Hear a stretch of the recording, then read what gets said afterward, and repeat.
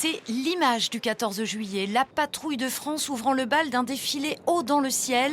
À sa suite, des Falcons, des hélicoptères, des Rafales et des CASA, comme celui-ci parqué sur la base 105, fin prêt à décoller pour l'entraînement. Aux commandes, cette année, Jérémy et Carole. Plus habitués à larguer des parachutistes ou des vivres sur des zones de conflit, ils vont cette fois-ci peaufiner leur figure auprès de 5 autres avions. À l'approche du lieu de répétition, ils rejoignent la tête de cortège, un Falcon 2000 qui vole à 350 km/h.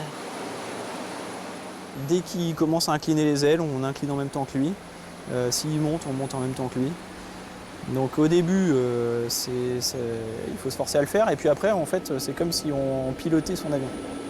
Faire corps avec ses partenaires du 14 juillet, c'est toute l'ambition de ces répétitions grandeur nature.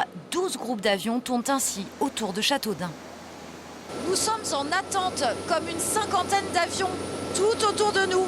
Et quand le top départ sera donné, l'exercice durera seulement 4 minutes. 4 minutes pour passer à la verticale de cette piste qui représente l'avenue des Champs-Élysées et offrir un balai aérien millimétré. Un exercice un peu spécial, un privilège pour ces pilotes de l'armée de l'air. Et au fur et à mesure, chacun a droit une fois dans sa carrière minimum à pouvoir faire le 14 juillet.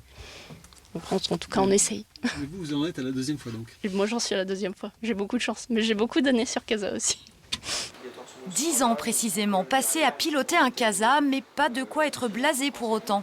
Alors Carole et Jérémy continuent les briefings. Ils s'entraîneront une dernière fois avant le jour J.